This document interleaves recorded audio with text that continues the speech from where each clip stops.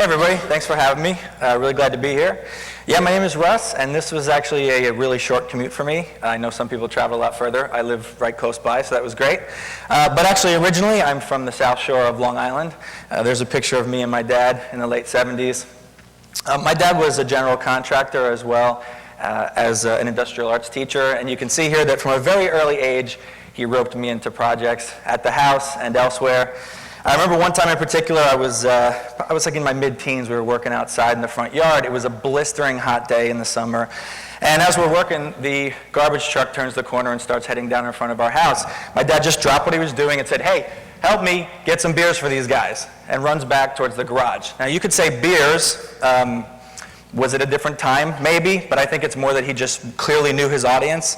And there was no time for me to argue with him, as was custom at the time, so I turned around and he came past me with an armful of beers, and so I went back and did the same.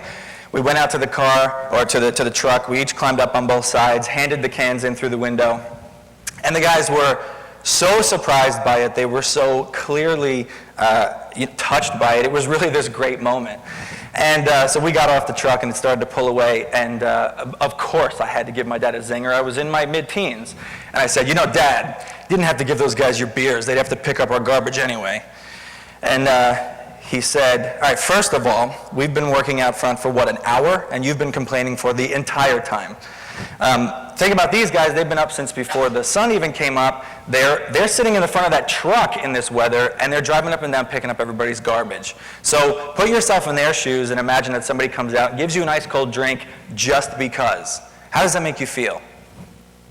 But then he went on to say one of those things that at the time I pretended that I didn't care about, and that I probably pretended that I wasn't hearing, but has since come to define how I look at the world.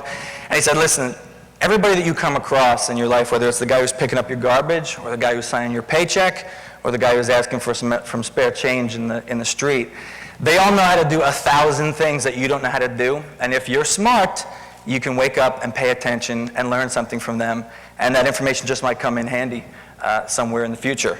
And then we took a couple more steps, and he slapped me in the arm, and he said, "But besides, it's just a good way to be." And then we went back to doing what we were doing. So my dad had something in his leadership style that we've already heard these words mentioned today.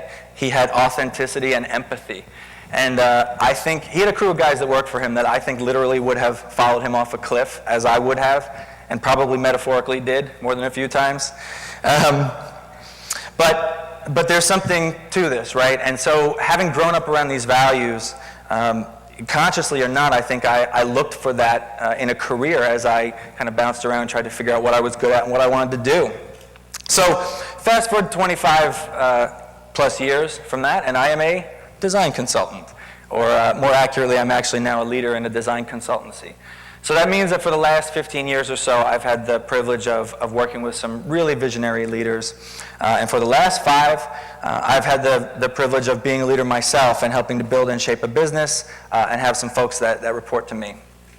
And leadership in the consulting world. If you know any consultants, leadership in the consulting world is an interesting animal. Basically, we're really good at pointing out other people's issues and telling you how to solve those problems. Not so good at taking our own medicine. You can see how that happens, right? We understand the value of internal infrastructure, of internal process, of internal tools. We get that. But especially when you're in a smaller organization, boom, billable work. That takes the precedent, right? That's the lifeblood. That's how we pay the bills. So it's hard to make the investment internally. I'm lucky to work at a place now where we do that, but it's not always easy. There's a disconnect there, right? Because it's do as I say, not as I do. And I felt that really early in my career. I said, there's something about this that feels weird, because I've been a consultant more or less since I've been a professional. And I just kind of filed that away and said, if I ever get a chance to do this myself, I'm going to want to revisit this. I want to try to fix that inauthenticity. So when it was my turn to step up to the plate, I gave a lot of thought to our topic today, or this idea of how to be a passionate and creative leader. But just as importantly, I thought about, well, how do you balance that with making good business decisions? Because you have to have both of those things in place to be successful, right? Great example is there's a guy in the town where I live now, very well liked, and when he retired, he decided he was going to buy one of the available storefronts and put together like a gourmet burger place where they had buffalo burgers and things. And by all accounts, everybody was really excited to go try the restaurant, and all the kids were excited to go work there because he seemed like a great guy, and he seemed pretty lax, and he was.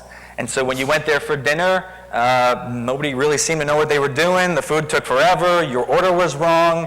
And so he was a great guy, but we didn't go back. And 2 months later, the place was closed. So you can't just strive for that without that. So that's pressure. I felt that pressure. I want to be this person, but I have to do that too. We have to keep the lights on. So that was one of the new pressures I felt. There were others.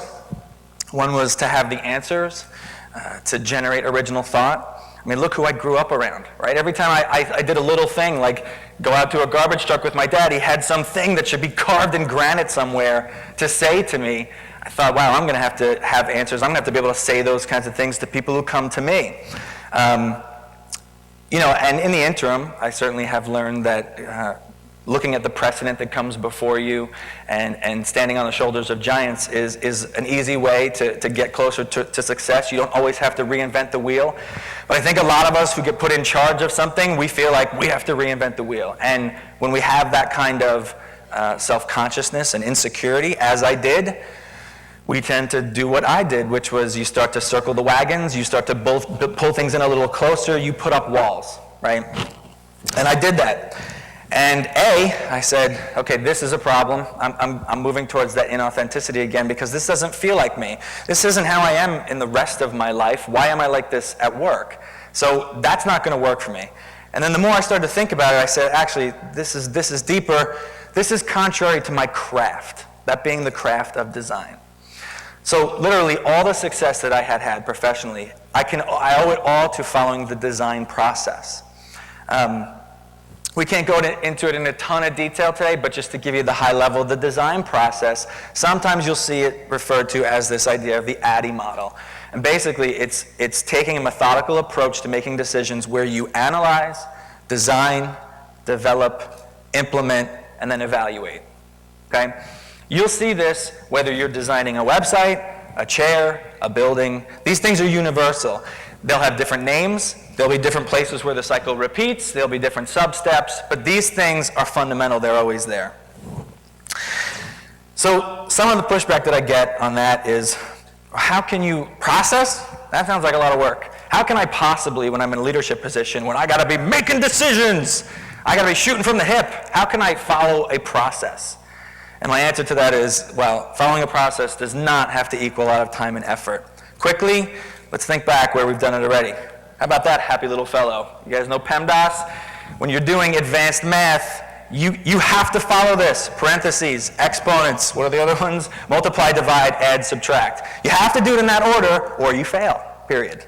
So it's worth your time to slow down and just go through those steps. So that's a simple one. That's a mnemonic, right? Let's go deeper. PUF. Anybody who's in sales, when you're having a sales conversation, there's three things you have to make sure that you suss out.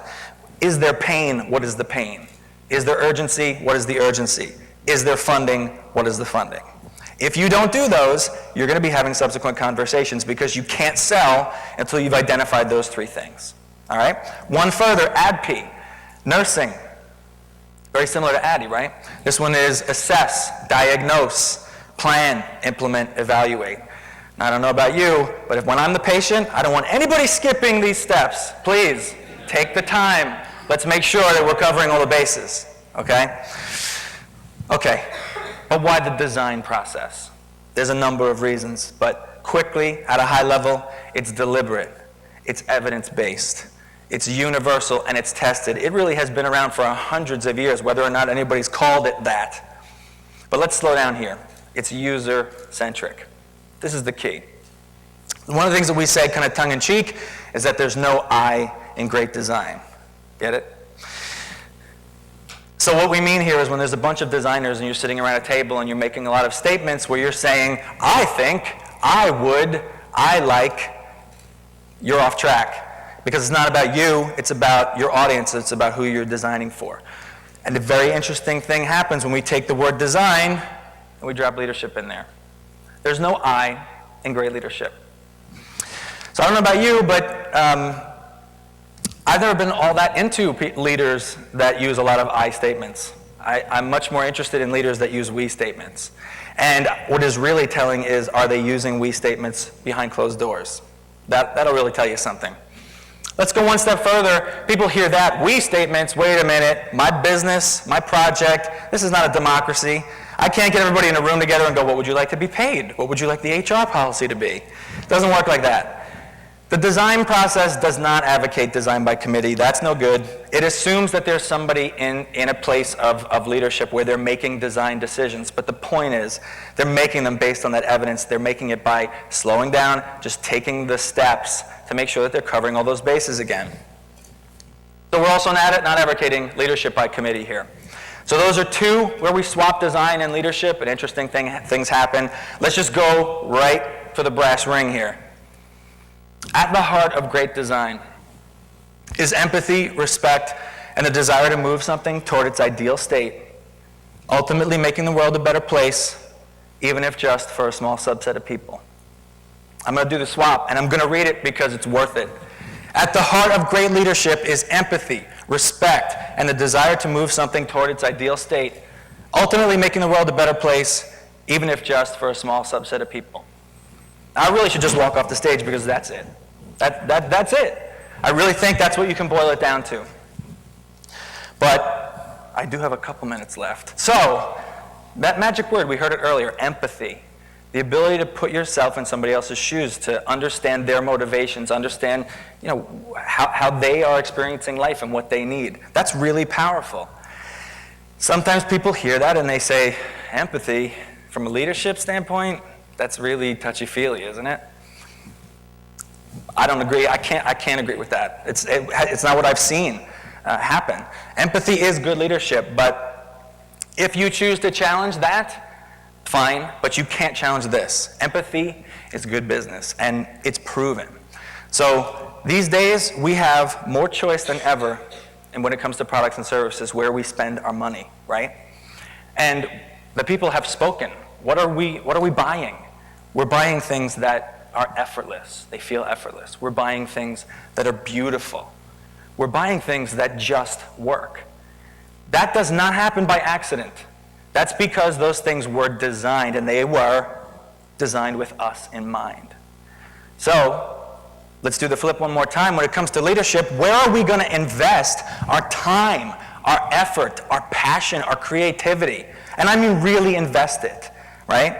Because a lot of people, unbelievably, go through the motions at work, or go through the motions, with whatever that they're doing. But I mean, if you're a leader and you really want people to invest in you, what does it take? Being an authentic and empathetic leader, it equals success for all the right reasons. But besides, it's just a good way to be. Thank you.